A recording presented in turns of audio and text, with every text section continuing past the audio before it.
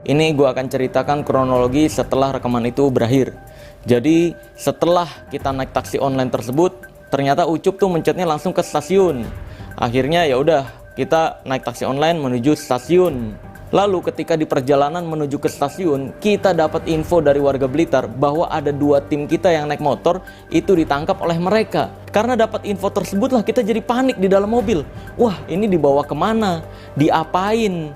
Terus siapa ini? Si mereka ini siapa gitu. Akhirnya kita buru-buru bilang ke supir taksi online-nya untuk menuju ke stasiun.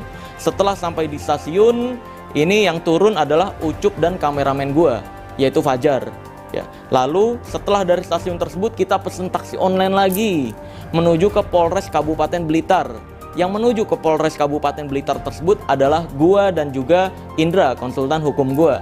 Nah, sesampainya di Polres Kabupaten Blitar tersebut, kita minta tolong ke polisi untuk pendampingan penjemputan 2 tim kita yang ditangkap oleh mereka nih. Karena lost kontak, gue kontak WhatsApp-nya juga checklist 1. Di situ gue berpikir, kalau misalkan yang jemput cuma gue dan Indra aja berdua menuju ke mereka ini, ya, terus kita cari tahu lokasinya, ini khawatir ricuh lagi nanti.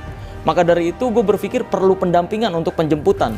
Akhirnya setelah kita ceritakan bagaimana kronologinya ke Polres Kabupaten Blitar, untungnya pihak Polres Kabupaten Blitar bersedia untuk mendampingi penjemputan 2 teman kita ini nih.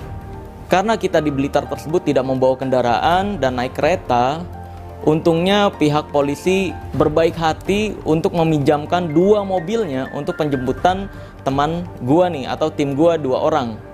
Akhirnya kita menuju tuh ke lokasi. Ditelepon nih teman gua, untungnya nyambung dan ngasih tahu kalau dia berada di kantor desa atau kantor kelurahan kalau nggak salah.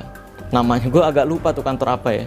Nah, sesampainya di lokasi, ya turun, terus ketemu ke kades yang tadi lagi tuh ya, yang di tempat rusuh itu. Lalu ada beberapa pertanyaan yang diajukan, gue jawab.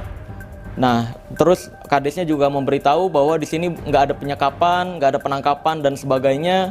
Cuma ditanya-tanya doang, ternyata 2 tim kita cuma diinterogasi. Nah, di situ langsung gue dan Polres Kabupaten Blitar membawa 2 tim gue tersebut naik mobil menuju ke Polres Kabupaten Blitar. Setelah sampai di Polres Kabupaten Blitar, kita dimintai keterangan sebagai saksi atas tuduhan pengeroyokan yang dilakukan Padepokan ke Pesulap Merah. Kami juga nggak tahu siapa yang melapor, karena menurut informasi polisi, ada warga Blitar yang melaporkan telah terjadi pengeroyokan antara Padepokan ke Pesulap Merah.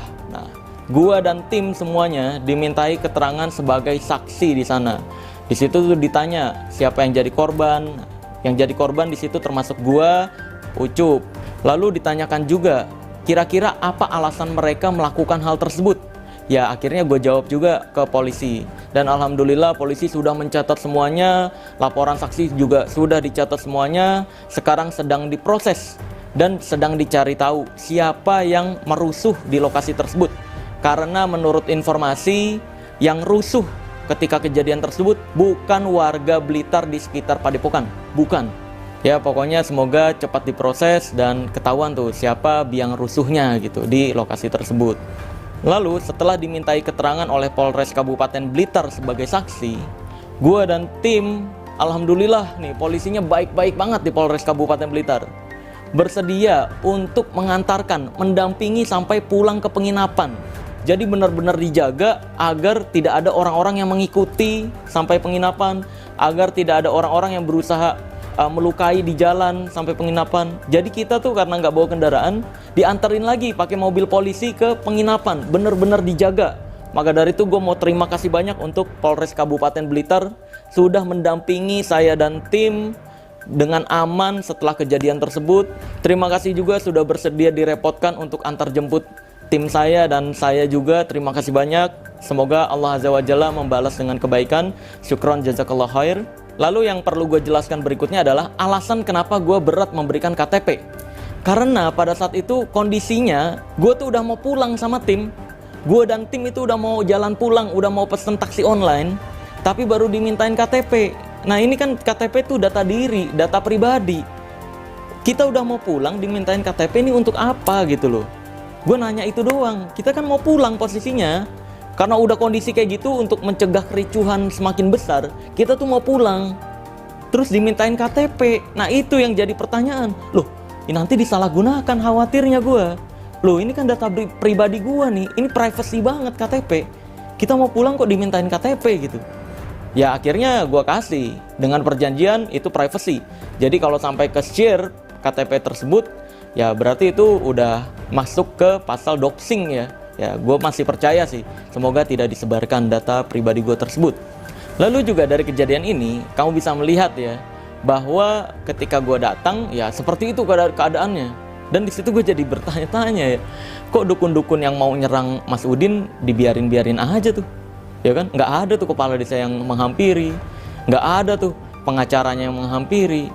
Kok dukun-dukun yang mau nyerang Mas Udin kalau emang itu kontennya bener, kok nggak dihadang-hadang ya? Sedangkan gue pembuktian dengan baik-baik, dengan datang dengan bener-bener pengen pembuktian, kalau mau ya ayo, kalau enggak ya udah, kan gitu intinya awalnya.